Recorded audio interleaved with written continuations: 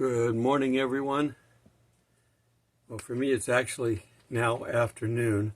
I'm going to record this video that would normally be recorded tomorrow. I'm going to record it today so that I'm free tomorrow to spend the time with my son.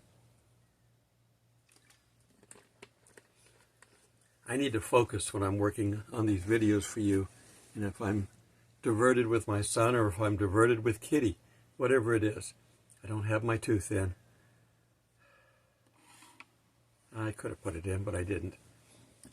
But this is afternoon, so I had to turn the air conditioning off because you can hear it in the background. It's too loud, and I had to lock Kitty up, so I'm getting this down.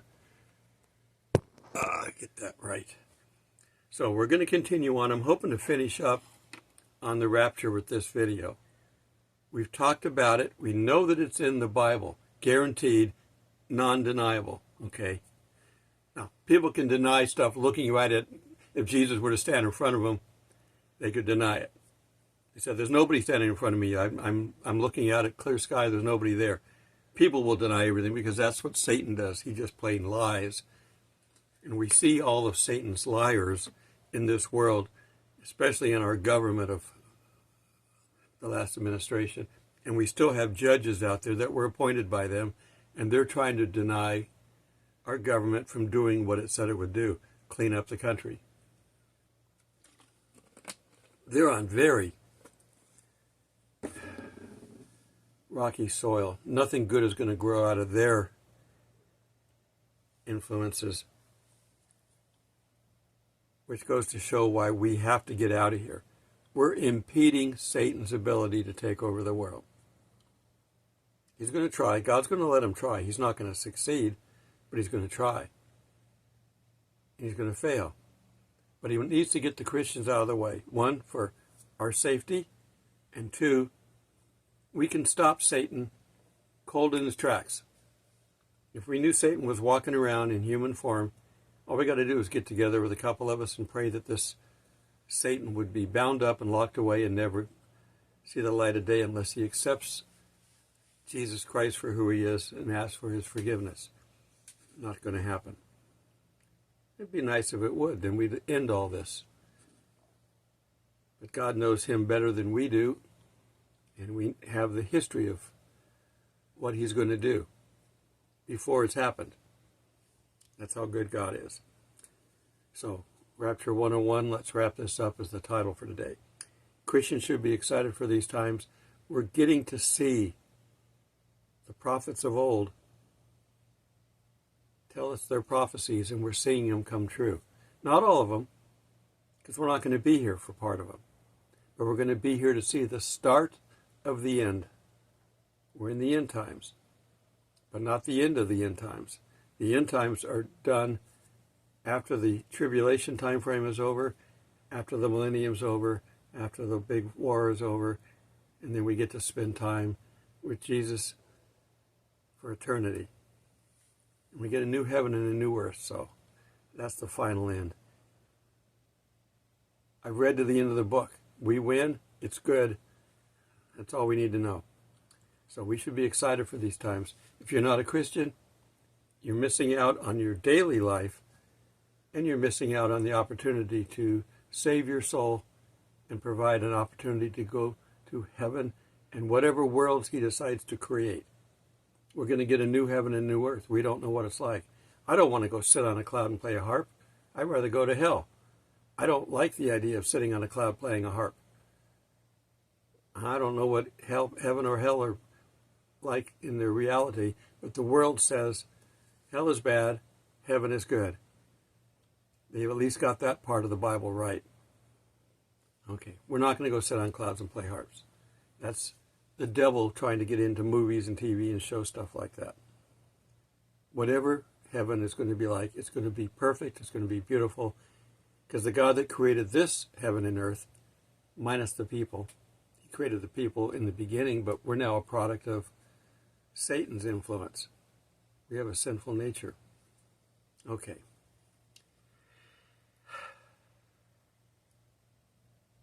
I don't want to go to hell. I'm being a little bit sarcastic, but I don't want to sit on a cloud and play a harp the rest of my life. That is the most boring thing I can imagine, but it's not true. That's, again, Satan. Okay, so don't get me wrong on that. If you like this video, click like. I tell you the truth at all times. I even tell you how I feel about things at all times. There should be no doubt that you know where I'm coming from. So if you like this video, click like. It helps YouTube know how to place it. Also, if you subscribe to this channel, it does the same thing. It tells YouTube that there's enough people out there that like it, give him the publicity that he needs so I can get this message out. I don't care if I'm on screen. I've been on screen many, many times. I've been in movies and TVs. I don't care about that anymore. This is more important. And I've done, I don't know, close to 2,000 videos. Some were longer than these recently. In fact, I've actually got a little bit longer now. I was down to 15 minutes, seeing if I could do that. I can't get said what I need to say in 15 minutes, so 30 minutes, I'll try to keep it around that. So if you do subscribe to this channel, click the bell icon and you'll be notified when I release a new video. If you'd like to support this channel, first off, your most important way to support it is to pray for this channel. I can't do it without your help. I can't do it without God's help. You don't want to hear me teach. I'm trying to channel God so that you get God's message. Don't give me hiccups again. I'm trying to do this so that you can hear from God. That's why I read scriptures. No doubt that those are from God. Sometimes my opinion can be interpreted differently, but the scriptures can't be. Okay, so the other ways you can support this channel is financially. I do this on my own dime, unless you contribute to help out. I've got some Patreon members out there that I'm grateful to. You can also contribute through PayPal, or just very simply, just hit the thanks button. $1, $2, $10, whatever. If I can get $100 a month on thanks, they have to pay me a month. If I don't get $100 a month in revenue, they can kick the can down the road and pay me later. That's YouTube. All right, so let's go ahead and get started. Again, the title is Rapture 101. Let's wrap this up. First off, when I took math in school, we've all taken math in school, you're doing 2x times 4x equals, whatever. Solve for x, whatever. Why do we have to do all this stuff? Why do we need this? And then later on, they give us our answer that we didn't want. They make us do word problems. But in essence, that's what the math is all about, solving real-world problems. And the question we have about the rapture is, why do we have the rapture? Why is it necessary? So we're going to look at a couple of reasons why it's necessary. We're going to read from the book of Revelation. So I'm going to take advantage of Revelation 1:3 before we get into it further.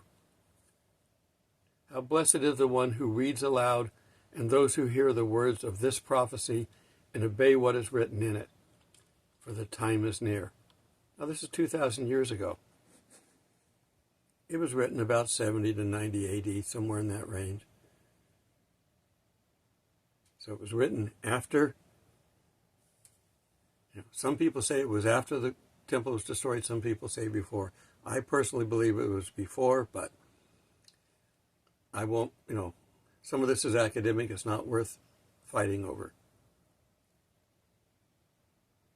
The bottom line is, God gave the revelation to Jesus, who gave it to John, who wrote it down while he was in prison. And we get a blessing for reading it. So let's start off in Revelation 12.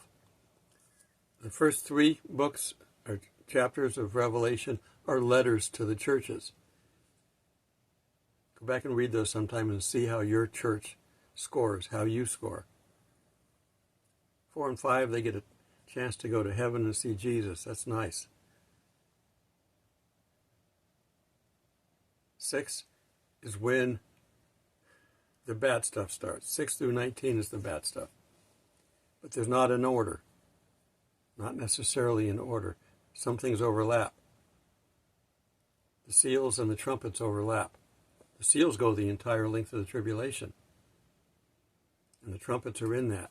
The bowls are in that. The midway point of the failure of the Antichrist, where he's exposed because he steps too far, is in the middle. But Revelation 12, this is going to eventually explain what it's all about.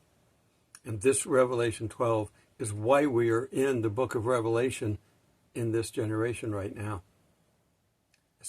A spectacular sign appeared in the sky.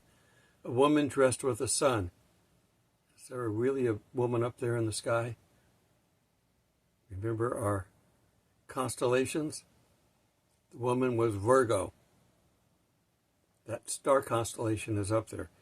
Go find yourself a star map and find where Virgo is. And go out in a clear sky and see if you can find Virgo. I haven't been able to see her where I'm at because I'm in trees. It's hard to, and we've had so many clouds lately, it's hard at night to see stuff. I've missed the meteor showers. I did get a chance to see one of the blood moons recently, but I didn't get the chance to see the dark moon, the sliver. I don't always get a chance to see stuff. But this is a sign for those that have clear skies and can see. Appeared in the sky a woman dressed with the sun, who had the moon under her feet and a victor's crown of 12 stars on her head. You can Google the Revelation 12 sign, and it will show you the history of that. It's basically the constellation. We have the sun up here, the moon down below, 12 stars over her head. She's only got 7 stars over her head. The other stars are planets. Planetus, wandering stars. They look like stars. They reflect the light of our star at the center of our solar system. And they lined up in a perfect arc across her, like a 7,000-year event. And it's the only time that this event has happened with Israel in existence. So, is this a sign from God? Yeah. Now, there are people that deny it. There's people that deny everything. Go ahead, whatever you want to do. The reason that they deny it, because they kept thinking, well, this sign in heaven has got to be God's coming back, Jesus is coming back, and he didn't come back right away. I figured, okay, well, maybe he gives warnings. We waited for the 7-year time frame, and nothing happened. We're coming up, September 23rd, we're coming up on the 8th year. Maybe 8 years is important. I'm not telling you that we've got the rapture coming up. But I think something significant will happen next month. Because God likes to follow timelines. Watch Barry Ah. He's good with timelines. He's got a new video. If you haven't seen it, go check it out. She was pregnant and crying out of her labor pains, the agony of giving birth. We are told that there will be wars and rumors of wars, but these are just labor pains of the things to come. Get the definition of labor pains, or for those that have birthed children, whether you're female or male watching or helping, you know that the labor pains start off mild and get stronger and stronger and bigger and closer together the closer you get to birth. That's why things are slowly getting better, or slowly getting worse in the world. Our little reprieve in the United States is just what it is. It's a reprieve so we can get a little bit more revival going, save a few more souls, because once we're out of here, it's going to be hell on earth. It's not the end of Christians. There will be Christians born during the tribulation, and there will be some people left over at the end. It's not going to kill everybody. Jesus did say if he didn't end the tribulation ahead of time, that nobody would survive. We're going to lose half the population of the earth anyway, even in what does go through.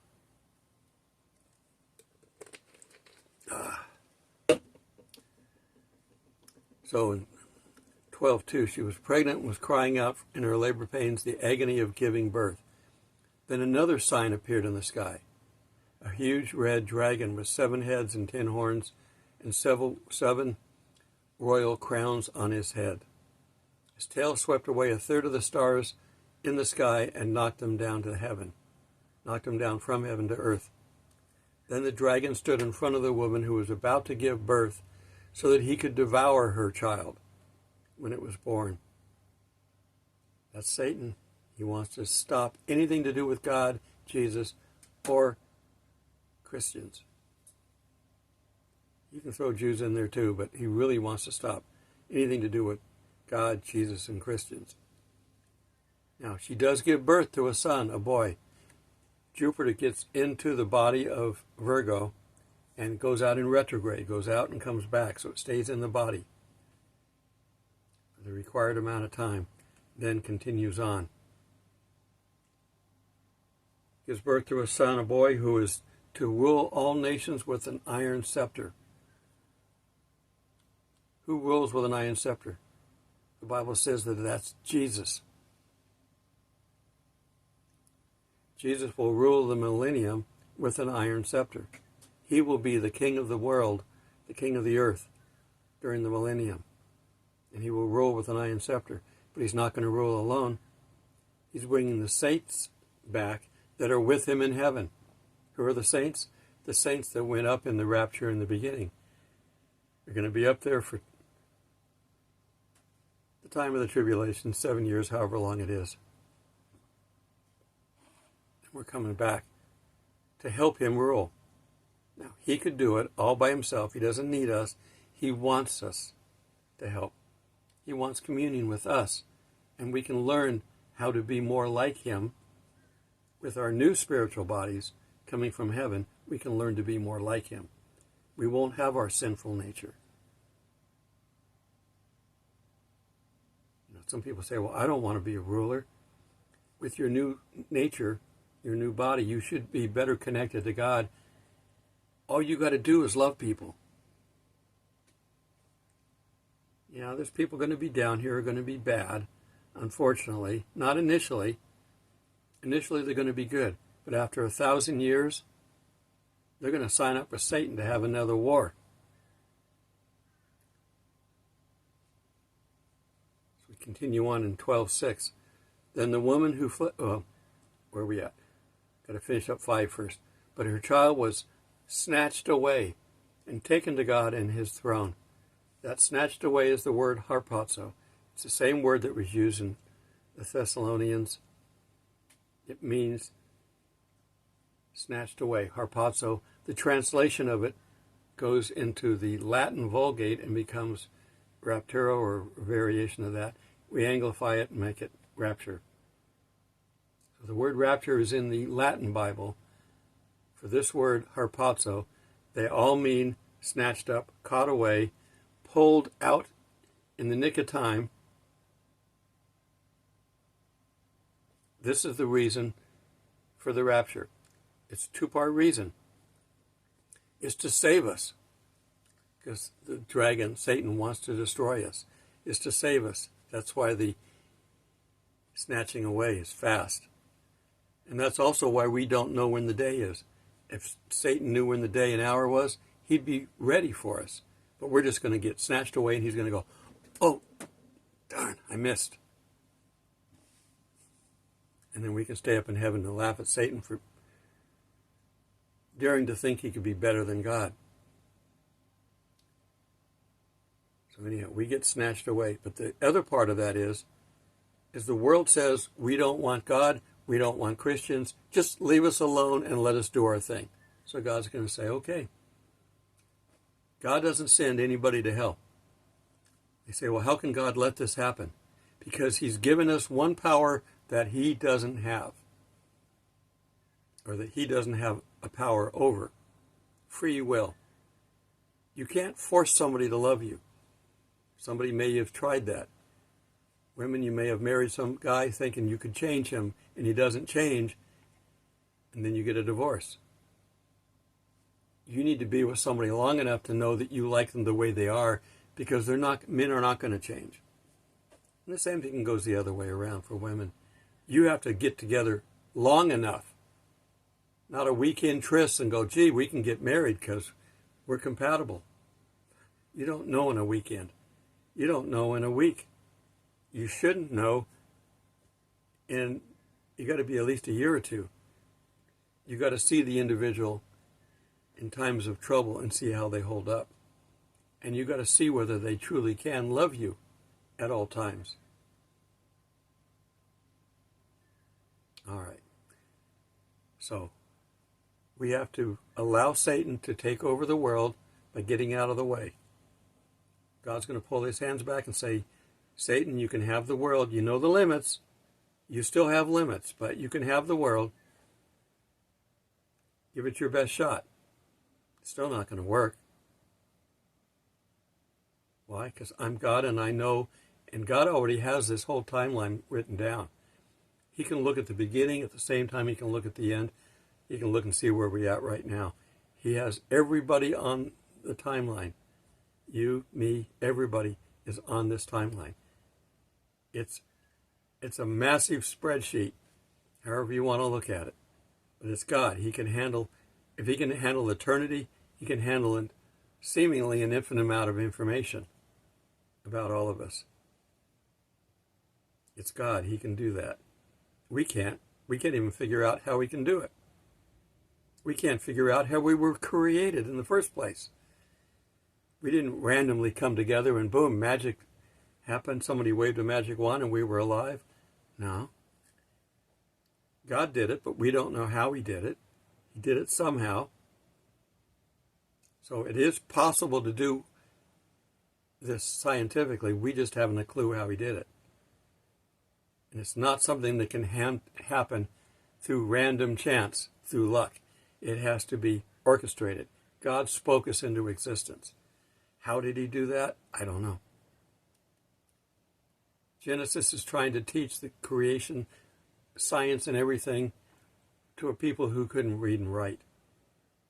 It had to draw with broad strokes. That's all it can do. The information's there, but even with scientific knowledge that we have today, we still can't figure it out. We don't need to. We don't plan on duplicating it. God did a good enough job with what he did. We should go with that. All right. So this is the final one in the series. If you have any questions about the rapture, drop them down below. But don't comment and don't ask questions unless you watch these 3 videos, because I cover so much of this in the videos. I have people come up here and tell me all the time, you can't predict the day. We don't know the day and the hour. Well, one, I agree, we can't predict the day, but not knowing the day or the hour has nothing to do with the rapture. That's the second coming. You got to know your scriptures. Be careful. If you're going to quote, know the meaning, know how it applies. And granted, we aren't going to know the day, or the hour, or the minute, or the second, because if we know, Satan will know, and he might be able to hurt us a little bit. God's going to pull us out in the nick of time. And so it's going to be like that, quick, so that Satan can't load his bow up and fire an arrow. He's probably got the bow in his hand, ready with the arrow already knocked, but he can't. He doesn't know when to pull it. God says, you can't have the world until I give it to you. We're the restraining force. We've covered that. So keep looking, but more than looking. Looking is a distraction, frankly. Keep helping people. Keep saving people. Keep introducing people to God and to Jesus. The more people we can get to heaven, the easier it's going to be for those that get to go to heaven. The wake-up call that we're getting to the world, the earthquakes, the famines, all the other stuff, the wars, everything that's going to happen bad on this planet is to wake the world up, saying this is your last chance. I'm not doing this to hurt you. I'm doing this to get your attention. Satan has had your attention too long. Now I want it. Can Satan stop this stuff? It's like Elijah and Baal. Elijah challenged the religious leaders of Baal, or Baal, or however you want to pronounce it. Everybody knows it Baal, so I say it that way. But he challenged them, and he won because his God was better than their God. Elijah jabbed him. What's the matter? Your God asleep? Go wake him up. Yell louder. He's asleep. He was kidding him along, and he still won. God wants to wake the people up so that they will then listen to the message and realize that our God, the God of Christians, and the God of Jews, but Jews are not complete yet.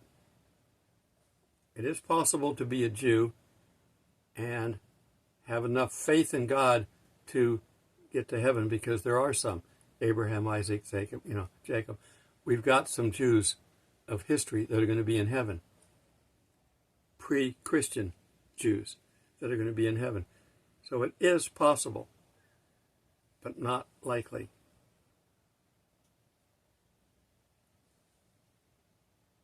If it was totally possible for all people to get to heaven, Jesus wouldn't have had to have died. He died for one reason, to make it easy on us, because he loves us and he doesn't want to see people fail and not get to heaven. All right, till we meet in the clouds, God bless.